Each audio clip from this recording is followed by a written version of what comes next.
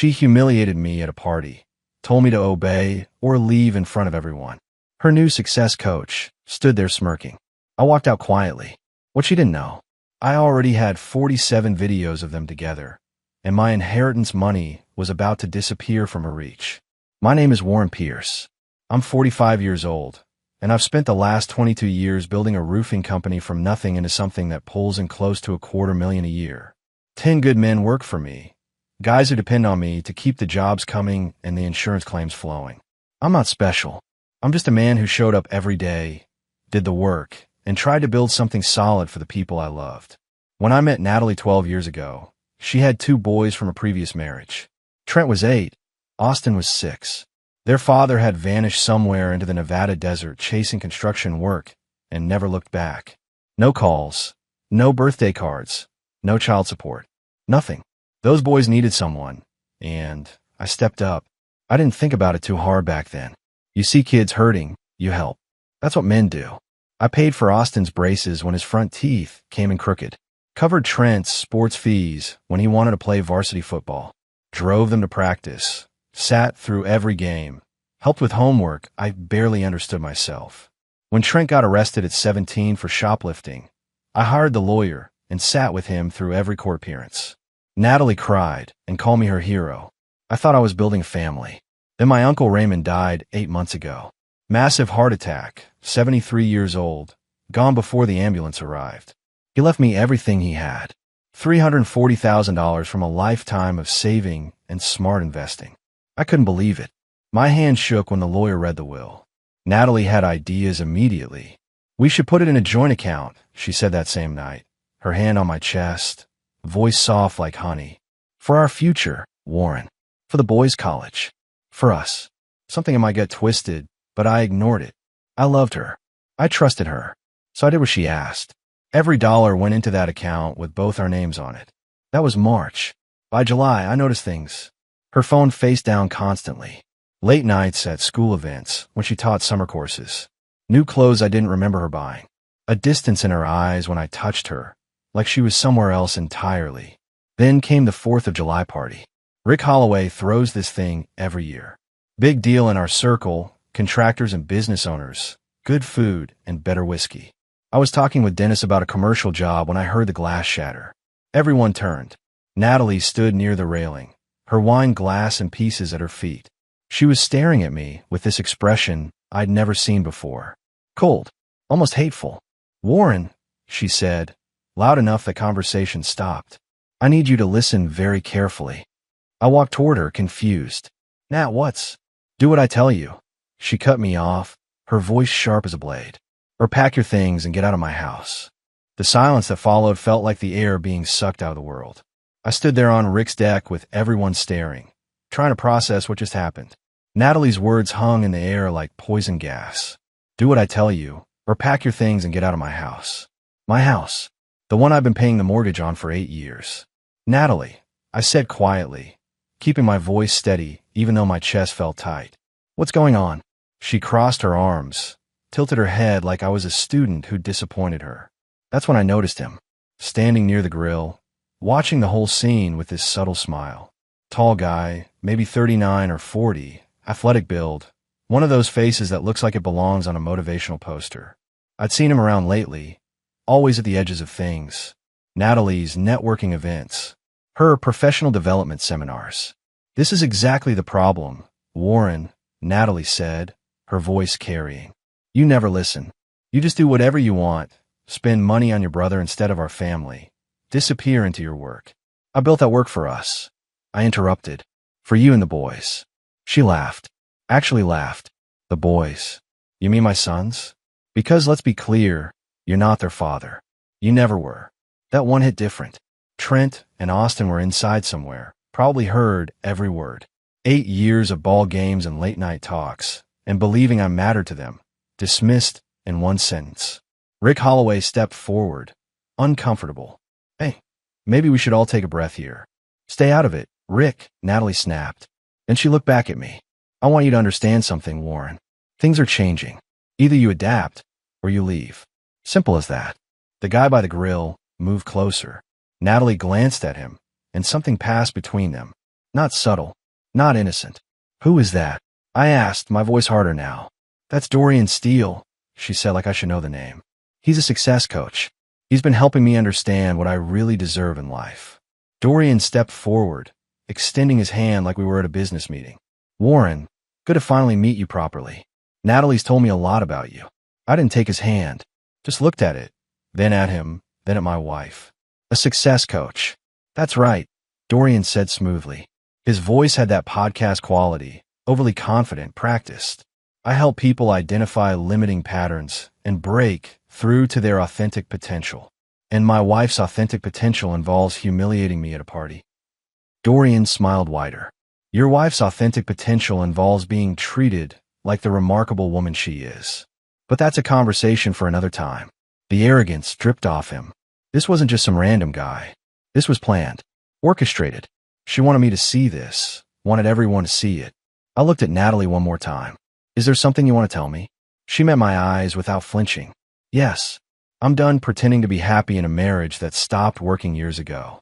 You can either accept the new reality, or you can leave. Behind me, I heard someone whisper. Conversation started up again, people pretending they weren't listening while hanging on every word. I should have exploded, should have yelled, made a scene, defended myself. But something cold settled in my chest instead. Clarity, maybe, or just the survival instinct kicking in. All right, I said quietly. I think I need some air. I walked off that deck, through Rick's house, out to my truck. My hands were shaking when I gripped the steering wheel. Not from fear. From rage I was barely holding back. I didn't go home. I drove to the office, unlocked my desk, and pulled out the manila folder I'd been hiding for 3 weeks. The one from the private investigator I'd hired when Natalie's late nights started adding up. Time to see exactly what my wife had been up to. The manila folder sat on my desk like a loaded gun. I'd hired Tom Vickers 3 weeks ago, paid him $5,000 to follow my wife and document what she was doing. Tom was former police, ran a small PI firm out of a strip mall office. Good guy, didn't judge, just did the work. I opened the folder.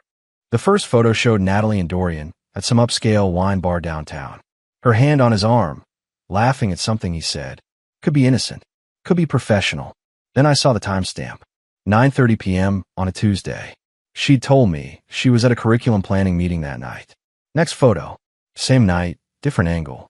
Dorian's hand on the small of her back, guiding her toward his car. A Tesla, of course. Guys like him always drove Teslas. Third photo. Thursday afternoon, 2 weeks ago. Natalie coming out of the Riverside Hotel. Same clothes she'd worn that morning when she left for lunch with her sister. Dorian followed 30 seconds later, different exit, but Tom had caught both. My hands were steady as I flipped through them. Dozens of photos. Different days, different locations. Coffee shops, restaurants. That hotel 3 more times. Then I found the financial records. Tom had accessed our joint account statements. Legal gray area, but I'd given him authorization as my representative. What I saw made my stomach drop. Transfers. Lots of them. 5,000 here, 8,000 there, 3,000 to something called Alpha Momentum Coaching LLC. That had to be Dorian's company. Over the past 6 months, Natalie had moved almost $90,000 out of our account. My inheritance money. The money Uncle Raymond left me to secure my future. There was more. A credit card I didn't recognize, open in both our names, but with statements going to P.O. Box. 42,000 in charges. Luxury hotels, expensive dinners, a furniture purchase for $3,500. Furniture for where? We hadn't bought any furniture. Then I found the real kicker. A lease agreement. Natalie had co-signed for an apartment downtown. 2-bedroom, high-rise building, $2,800 a month. The co-signer? Dorian Steele. She wasn't just having an affair. She was building a life with him. Using my money. I sat back in my chair, staring at the ceiling of my office. The building was quiet, just the hum of the AC and distant traffic. I should have felt destroyed, betrayed, broken. Instead, I felt something else. Clarity. I pulled out my phone and called Jerry Wiseman, my attorney. He'd handled my business contracts for years. Good man, sharp mind. Warren, Jerry answered on the second ring. Little late for a call. Everything okay? No, I said. I need a divorce lawyer. Best one you know. And I need to talk about protecting my assets. Jerry was quiet for a moment. Your wife? Yeah. I'll text you a name. Rachel Kincaid. She's a shark, Warren. Doesn't lose. But she's expensive. I've got the money, I said. Then I paused. Actually, I need to make sure I still have the money. Can you help me freeze that joint account? I can guide you, but you'll need to move fast. First thing tomorrow, go to the bank. Close the joint account. Open a new one in your name only. Transfer everything that's yours. You'll need documentation showing it was your inheritance. I have that. Good. Do it first thing. Don't tell Natalie. Don't give her warning. Just do it. We talked for another 20 minutes. Jerry walked me through steps, strategies, what to expect. When I hung up, I had a plan. Then my phone buzzed. Text from Trent, my stepson, the 20-year-old. Hey Warren, can we talk? Not about tonight. About something else. It's important. I stared at the message. Trent had barely spoken to me in months. Now he wanted to talk. I typed back. Sure. When? Now? I'm outside your office. I walked to the window. Sure enough, Trent's beat-up Honda was parked under the streetlight. He was sitting on the hood, smoking a cigarette. Whatever this was, it couldn't wait. I went downstairs and stepped outside. Trent looked up, flicked the cigarette away. His face was hard to read in the dim light, but I could tell something was eating at him. What's going on? I asked. Trent pulled out his phone, tapped the screen a few times, then handed it to me. You need to see this, and you're going to hate it, but you need to know. I looked at the screen. It was a video file, paused on a dark frame. I pressed play. The image was grainy, shot from above. Bedroom footage, security camera, maybe, or something hidden. And there they were, Natalie and Dorian, in bed, together. No question what they were doing. My jaw clenched. Where did you get this? Trent's voice was quiet. I took it. I put a camera in the guest room 4 months ago. Why? Because she's been making me lie for her, Warren. And I'm done. I stood in the parking lot, holding Trent's phone, watching evidence of my wife's betrayal loop on the screen. The rage I've been holding back all night finally surfaced, hot and sharp. How long? I asked. Trent lit another cigarette, hands shaking slightly. How long have I known? Or how long has it been going on? Both. She started bringing him around in March. Told me in Austin he was a career coach, helping her with professional development. Said we should be supportive. Then I started noticing things. Texts at weird hours. Her leaving at night, saying she was going to the gym, but coming back smelling like cologne. So you planted a camera. Yeah, in the guest room. She'd been taking phone calls in there, closing the door. I figured if something was up, that's where it had happened. He took a drag, exhaled slowly. I was right. First time I caught them was 6 weeks ago. I handed him back his phone. Why didn't you tell me sooner? Trent looked away. Because she's my mom, man. And because she's been paying me. That stopped me cold. What? $500 a week. To keep my mouth shut. She found the camera 2 weeks after I installed it. Instead of freaking out, she just asked what I wanted. I told her I'd expose everything unless she paid. She agreed. This kid, 20 years old, had been blackmailing his own mother. My brain couldn't process it. So why tell me now? I asked. Because tonight at that party, watching her destroy you in front of everyone. Trent's voice broke slightly. That wasn't right. You've been more of a father to me in Austin than our real dad ever was. You showed up, Warren. You actually gave a damn. And she just threw you away like garbage. He pulled out a flash drive from his pocket. There's 47 videos on here. Different days, different times. All of them with Dorian. But that's not all. There's more. Yeah, Mom's been planning to leave you for months. She's been moving money, setting up accounts. And Dorian? He's not who he says he is. I waited. I did some digging. Real name's Derek Vance. He's wanted in Nevada and Arizona for investment fraud. Took over $1 million from people through a fake wealth management company. The whole success coach thing is just his new con. My mind raced. Natalie wasn't just cheating. She was being played. And she'd been playing me the entire time. Does Austin know any of this? I asked. Trent shook his head. Austin's still drinking the Kool-Aid. Thinks Dorian's great. Thinks you're the problem. Mom's been working on him, turning him against you. That hurt more than I expected. Austin, the kid I taught to ride a bike, helped through middle school, believed I was the enemy. What do you want to do with this? I held up the flash drive. Use it. Protect yourself. Because she's coming for everything, Warren. The house, the business, whatever's left of that inheritance money.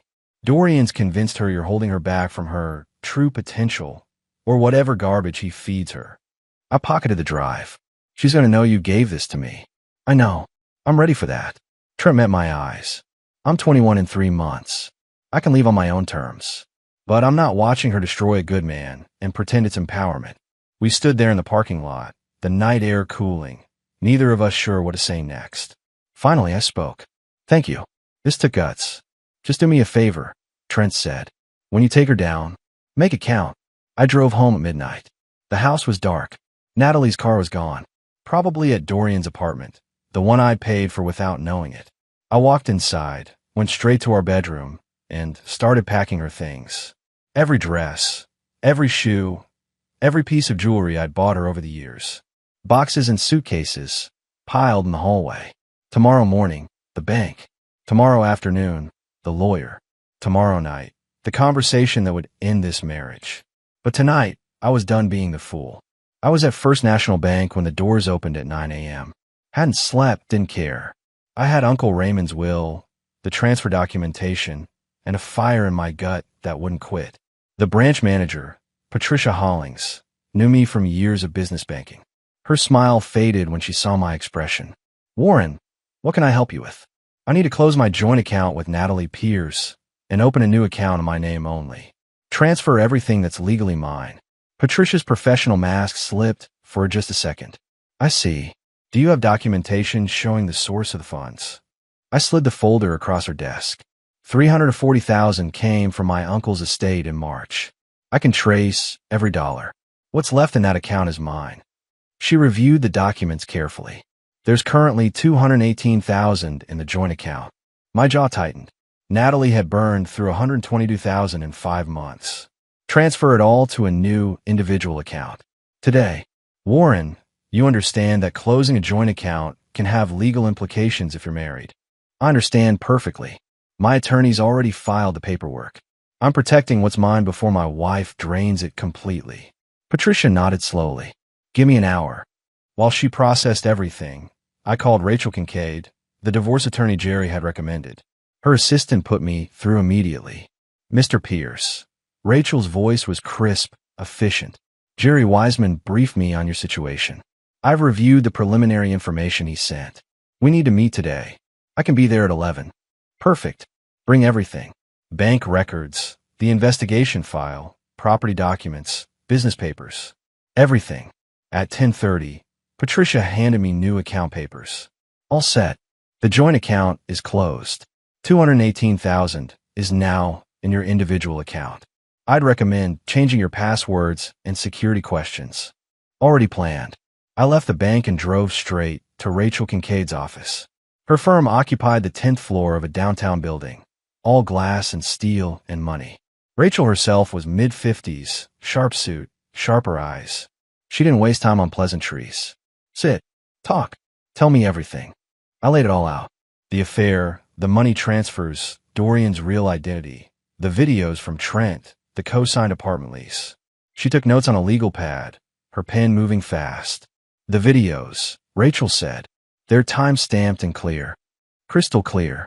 47 different occasions. Good. That establishes a pattern. Now, your business. Pierce Roofing. How is it structured? LLC. Established before the marriage. She's not on any of the paperwork. Excellent. That makes it separate property. What about the house? Both names on the mortgage. I've been making the payments from my business account for 8 years. Rachel made a note. We can argue that. What about her income? She's a high school teacher. Makes about $72,000 a year.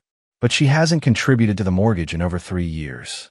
Claims her salary goes to household expenses, which you can't verify. Correct. Rachel looked up. Here's what we're going to do. First, I'm filing for divorce today. No warning. No discussion. We cite adultery. Include the financial misconduct. Second, we're getting a restraining order to prevent her from accessing any remaining joint assets. Third, we're going after Dorian Steele, or Derek Vance, or whatever his real name is. Going after him how? Civil suit. Alienation of affection. Fraud. Conspiracy to commit theft. We're going to make his life a legal nightmare. If he's got warrants in other states, we'll make sure those jurisdictions know where to find him. I felt something close to satisfaction for the first time in days. When do we start? We already have. Rachel's phone buzzed. She glanced at it. That's my process server. He's at your wife's school right now. My eyes widened. You're serving her at work? You said she humiliated you in public. Turnabout's fair play. Besides, we need to establish a timeline. The sooner she's served, the sooner we control the narrative. 20 minutes later, Rachel's phone rang. She answered, listened, then smiled coldly. Papers are served. Your wife is officially notified. According to my guy, she went pale, started crying, caused quite a scene in the teacher's lounge. I should have felt bad about that. I didn't. What happens now? I asked. Now we wait for her to make a move. She'll call, probably beg, maybe threaten. Don't answer. Don't engage. Every communication goes through me. Understand. Understood. One more thing. Rachel said. Your stepson, Trent. The one who gave you the videos. He's gonna need a lawyer too. When your wife finds out he betrayed her, she'll come after him. He's almost 21. Legally an adult. Doesn't matter. She'll try to intimidate him. Maybe cut him off financially. Make sure he's protected. I nodded. I'll handle it. I left Rachel's office with a clear battle plan. For the first time since that 4th of July party, I felt like I wasn't drowning anymore. My phone rang. Natalie. I let go to voicemail. It rang again. Again. 5 calls in 10 minutes. Then a text. Warren, what the hell did you do? Call me now. I forwarded the message to Rachel and turned off my phone. I went to the office, told my foreman Danny to handle the day's jobs, and locked myself in the back room. My phone stayed off, but I'd given Trent a burner number in case of emergency. At 2 p.m., the burner rang. Warren, it's me. Trent said, voice tight. Mom knows. She knows everything. How bad? She came home screaming. Found her stuff packed in boxes. Lost her mind. She's been calling you nonstop. When that didn't work, she called me. Started asking if I knew anything about divorce papers or bank accounts. What did you tell her? Nothing. Play dumb. But she's not buying it. She asked about the videos, Warren. She knows someone gave you the videos. My grip tightened on the phone. She say anything about Dorian? Yeah. He's gone. Vanished. His phone's disconnected. The apartment's empty. She went there this morning after getting served and found it cleared out. No furniture, no clothes, nothing. Like he was never there. I wasn't surprised. Guys like Derek Vance don't stick around when the heat comes. They disappear, find a new mark, start the con over somewhere else. Where's Austin? I asked. With her. He's furious at you. Thinks you're destroying the family. Mom's been feeding him her version. Says you're being cruel and vindictive. That stung, but I expected it. Austin was younger, more susceptible to Natalie's manipulation. He'd been her golden child from the start. Are you safe? I asked Trent. For now. But I'm getting out tonight. Staying with a friend. I don't trust her right now. Smart. Stay low. Stay safe. I'll make sure you're taken care of. I don't need money, Warren. I just need you to finish this. Don't let her win. After we hung up, I turned my regular phone back on. 38 missed calls. 22 voicemails. Dozens of texts. I didn't read or listen to any of them. Just forwarded them all to Rachel. At 4 p.m., my brother Colin's care facility called. Mr. Pierce, this is Sandra at Riverside Care. We had an incident today. My blood went cold. Is Colin okay? He's fine physically, but a woman came by claiming to be family. She tried to convince our staff that Colin should be transferred to a state facility, said the family couldn't afford private care anymore. She became quite aggressive when we refused. What did this woman look like? Sandra described Natalie perfectly. She's not authorized to make any decisions about Colin's care, I said, trying to keep my voice calm. She's my soon-to-be ex-wife. I need you to add her to a no-contact list immediately. We'll take care of it. I'm sorry this happened. Not your fault. Thank you for protecting him. I hung up and immediately called Rachel. She went after my brother, I said. Try to get him transferred out of private care. Rachel's voice went ice cold. That's harassment and interference with a vulnerable adult. I'm adding it to our filing. This woman is digging her own grave. She's desperate. Desperate people make mistakes. Let her keep making them. Every move she makes, document it and send it to me. We're building a case that will bury her. That evening, I got another call from the burner. This time it was someone else. Mr. Pierce, this is Austin. I sat up straight. Austin, you okay? No, I'm not. His voice was shaky. Mom's, she's not okay. She's been drinking, crying, breaking things. She says you stole everything from her, that you're trying to ruin her life. Austin, that's not true. Your mom. I know, he interrupted. I know what she did. Trent told me. Show me the videos. My heart skipped. He did. Yeah. I didn't believe him at first. Thought he was lying to protect you. But then he showed me the bank statements, the credit cards, the apartment lease. All of it. I waited, letting him process. I'm sorry, Warren, Austin said quietly. I said some bad things about you.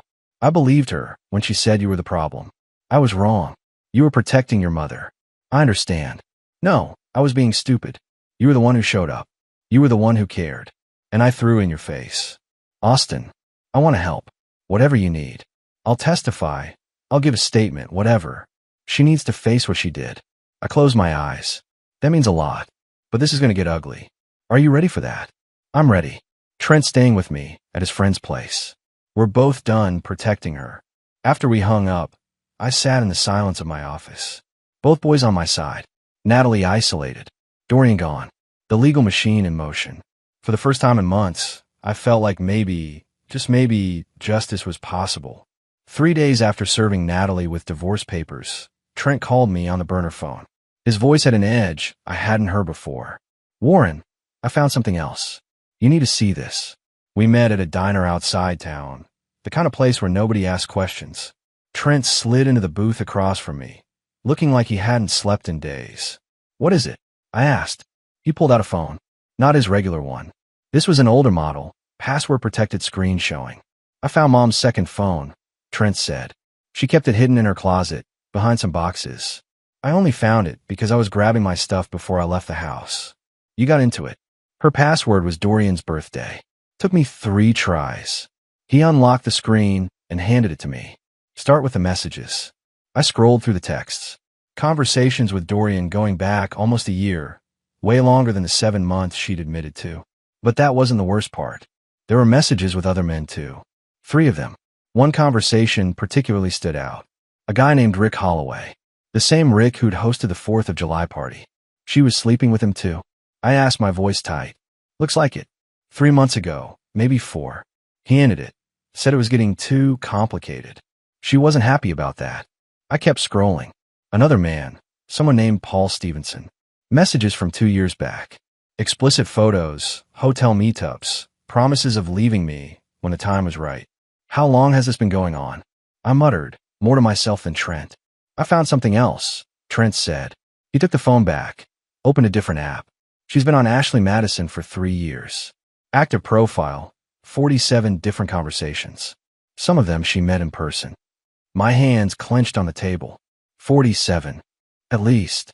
Some of the messages are deleted, so it might be more. But here's the thing that really got me. He opened the Notes app. She's been keeping records. Dates, names, how much money she got from each guy. Warren, she's been running a game on multiple men for years. I read through her notes. Detailed entries like a business ledger. Paul Stevenson, $12,000 over 6 months. Rick Holloway, $8,500. Dorian Steele, $90,000 and climbing. Others I didn't recognize, smaller amounts. She was never faithful, I said quietly. From the beginning. I'm sorry, man, Trent said. I know this is rough. I looked up at him. Don't apologize. You're giving me the truth. That takes guts. I slid the phone back. Can you make copies of everything? Every message, every photo, every note. Already did. It's all on this. He handed me another flash drive. Screenshots, exported messages, the whole thing. I also found her Ashley Madison login info. It's in a text file on the drive. Good. My attorney's going to need this. Trent hesitated. There's one more thing. In her messages with Dorian, they were planning something. They talked about waiting until after you put more money into the house, then pushing for divorce. They wanted to maximize what she could take from you. They were planning the end game. Yeah, and it gets worse. She told Dorian about your brother Colin, about the money you spend on his care. Dorian suggested she could argue in court that you were wasting marital assets on non-essential expenses. Rage flared hot in my chest. They were going to use my brother against me. They were going to use everything. Your business, your inheritance, Colin. All of it. I took a slow breath, forcing myself to stay calm. They made one mistake. What's that? They assumed I'd never fight back, that I'd just take it. I met Trent's eyes. I'm not that man anymore. We sat there for a moment, the diner noise fading into background static. What are you going to do? Trent asked. I'm going to give this to Rachel. Let her turn it into ammunition. Then I'm going to make sure Natalie understands exactly what happens when you underestimate someone. Trent smiled for the first time since he'd sat down. Good. Rachel Kincaid's reaction to the second phone evidence was immediate and fierce. This changes everything, she said, spreading the printed screenshots across her conference table. This isn't just adultery. This is systematic fraud, potential prostitution, definitely financial exploitation. Can we use all of it in court? I asked. Every single piece. The Ashley Madison account alone establishes a pattern of deception. The fact that she documented payments from multiple men, that's evidence of intent. And these messages with Dorian planning to maximize what they could take from you. That's conspiracy. What's our next move? Rachel's smile was sharp. We go on offense. I'm amending our divorce filing to include this new evidence. I'm also filing a motion to depose your wife immediately. We're going to put her under oath and ask her about every single one of these men. She'll lie. Probably. But lying under oath is perjury. Either way, she loses. Rachel pulled up a calendar on her computer. We have a preliminary hearing in 10 days. Judge Patterson is presiding. He's old school, doesn't tolerate infidelity or financial games. This evidence will play very well. What about Dorian? Any word on him? My investigator tracked him to Phoenix. He's using a different name now, already targeting a new woman. I've been in contact with authorities in Arizona and Nevada. They're very interested in talking to him. Will they extradite? If they can build a case, yes. But more importantly, I've frozen his assets here. That apartment your wife co-signed for? I got a court order. The landlord's been notified that the lease was obtained through fraud. Dorian's getting evicted, and his security deposit is being held pending legal action. I felt satisfaction at that. Good. There's one more thing we need to discuss. Rachel said, her tone shifting. Your wife is going to make a play. Probably soon. She's desperate, cornered, and she knows you have evidence. She'll either try to negotiate or try to destroy you. We need to be ready for both. What kind of destruction? False accusations, abuse claims, financial impropriety, anything to shift the narrative. We've already filed protective documentation, but be prepared. Don't meet with her alone. Don't communicate except through me, and document everything. I nodded. Understood. That evening, I got a text from Austin on the burner phone. Mom wants to meet with you. She's asking me to set it up. What should I tell her? I called him instead of texting back. Tell her all communication goes through my attorney. She's saying she wants to apologize, that she made mistakes and wants to fix things. Austin, she doesn't want to fix anything. She wants to manipulate me into a weaker position. Don't fall for it. I know, Austin said. I just wanted to warn you. She's planning something. I can tell. Let her plan. I'm 3 steps ahead. The next morning, Natalie showed up at my office. My secretary, Linda, called me immediately. Warren, your wife is here. She's demanding to see you. Tell her I'm unavailable and all communication needs to go through my attorney. I did. She's refusing to leave. Says she'll wait as long as it takes. I thought for a moment. Call the police. Tell them there's a trespasser who won't leave private property. Are you sure? I'm sure. She's not on the approved visitor list. She's not welcome here. She needs to leave. 20 minutes later, 2 officers arrived. I watched from my office window as they spoke with Natalie in the parking lot. She gestured wildly, clearly emotional. They remained calm, professional. After 10 minutes, she got in her car and drove away. One of the officers came inside. Mr. Pierce, we've advised her to leave. If she returns, call us immediately and we'll issue a formal trespassing warning. Thank you, officer. After they left, Rachel called. I just got a very angry voicemail from your wife's new attorney. Apparently, having her removed from your business was harassment and intimidation. She showed up unannounced and refused to leave when asked. That's what I told him. He backed down pretty quickly. But Warren, she's hired Dennis Kruger. He's expensive, aggressive, and doesn't have many scruples. Can he beat you? Rachel laughed. Not with the evidence we have. But he'll make noise. Be ready for that. That night, I got a final message for Natalie. She'd somehow gotten the burner number. Warren, please. We need to talk. I made mistakes, but we can fix this. Don't throw away everything we built. I stared at the message for a long moment. Then I typed back, you didn't make mistakes. You made choices. Every single day, for years. You chose to lie, cheat, and steal. Those weren't accidents. They were decisions. Now you live with the consequences. I blocked the number and went to sleep easier than I had in months. The preliminary hearing came faster than I expected. Judge Patterson's courtroom was wood-paneled and formal, the kind of place where consequences felt real and permanent. Natalie sat across the aisle with her attorney, Dennis Kruger. She wore a conservative dress, minimal makeup, the picture of a wronged woman. It might have worked on someone who didn't know the truth. Rachel stood when the judge entered. Your Honor, we're prepared to present evidence of systematic adultery, financial fraud, and conspiracy to defraud my client of his inheritance and assets. Kruger objected immediately. Your Honor, these are inflammatory accusations designed to... Judge Patterson raised his hand. I'll hear the evidence, Mr. Kruger. Ms. Kincaid, proceed. Rachel presented everything. The original investigator's photos, the financial records showing $90,000 transferred to Dorian Steele, the co-signed apartment lease. Then she dropped the bigger bomb. Your Honor, we've also discovered evidence of additional affairs spanning 3 years. She submitted the screenshots from the second phone. Mrs. Pierce maintained an active profile on a website designed for extramarital affairs. She documented 47 different contacts and kept detailed records of money received from multiple men. The courtroom went silent. Even Kruger looked stunned. Judge Patterson reviewed the documents, his expression hardening with each page. Mrs. Pierce, did you maintain relationships with multiple men during your marriage? Natalie's voice shook. Your Honor, I was unhappy. My husband was emotionally distant. That's not what I asked. Yes or no? She hesitated. Yes, but did you receive money from these men? Another pause. Some of them helped me financially. Did your husband know about these relationships or these payments? No. Judge Patterson set down the papers. Ms. Kincaid, what are you seeking?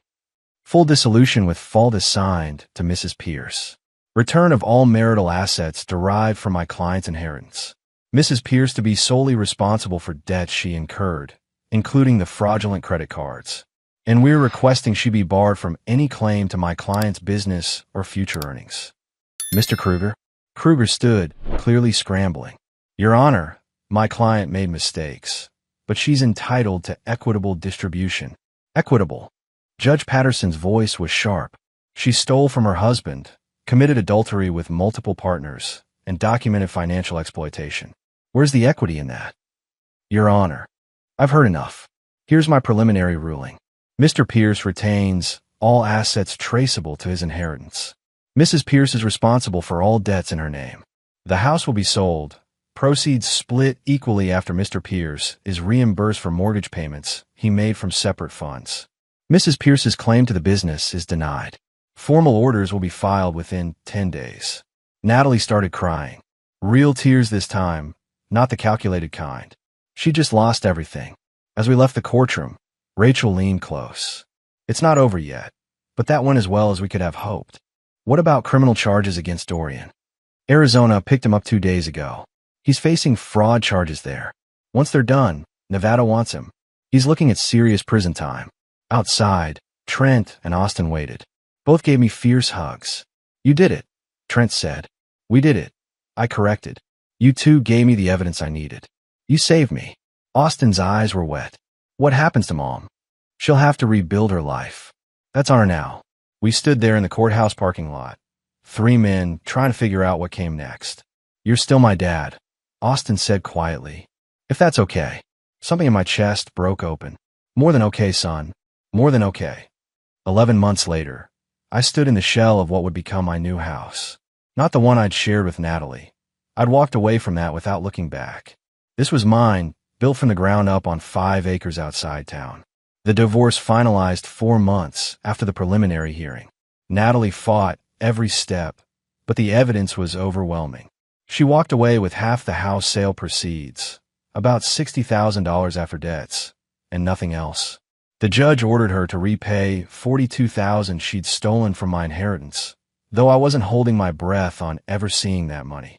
Dorian, or Derek Vance, as he was legally known, got 8 years in federal prison. Arizona convicted him on 3 counts of wire fraud. Nevada was waiting with more charges. He'd be an old man before he breathed free air again. My business was thriving. Turned out, when you're not supporting a wife who's bleeding you dry, you can actually save money. I'd hired 3 more guys, landed 2 major commercial contracts, and had a waiting list of residential jobs. Trent was in community college, studying business management. He lived in a small apartment I helped him get, working part-time at the company. The kid had a good head for logistics, knew how to handle customers. He'd make a fine partner someday if he wanted it. Austin was finishing his senior year of high school. Lived with me in the rental I was using while the new house was being built. We'd gotten into a rhythm, breakfast together, him helping on job sites on weekends, me making sure he didn't slack on college applications. He got accepted to 3 universities. Chose the one 4 hours away, far enough to spread his wings, but close enough to come home when he needed to. Natalie had moved in with her sister 2 counties over. According to Trent, she was working as a substitute teacher and dating someone new. I didn't ask for details. That part of my life was closed. Colin was doing well at Riverside Care. I visited him every Sunday, sometimes brought the boys. They'd grown fond of him, understood why he mattered to me. That meant more than I could express. As for me, I was different now. Harder in some ways, but stronger. I'd learned what betrayal felt like, and I'd learned I could survive it. More than survive, I could rebuild. The contractor walked over, clipboard in hand. "Warren, we need to finalize the kitchen layout." I followed him inside, looking at the space that would become the heart of my home. Big windows facing east, good light in the mornings. Island with seating for 4. Room for family, whoever that family turned out to be. My phone buzzed. Text from Austin. Got my acceptance letter from state. Full ride scholarship. "We did it, Dad." I smiled, typed back. "You did it. Proud of you, son." The contractor was still talking about countertops and cabinet configurations, but I was thinking about something else. About how you can lose everything you thought mattered and discover you still have everything you actually need. Family isn't always blood. Sometimes it's the people who stand with you when everything falls apart. The ones who tell you the truth, even when it hurts them. The ones who call you dad, even though they don't have to. I'd lost a wife, but I gained sons. And in the morning light streaming through the unfinished windows of my new house, that felt like the better deal.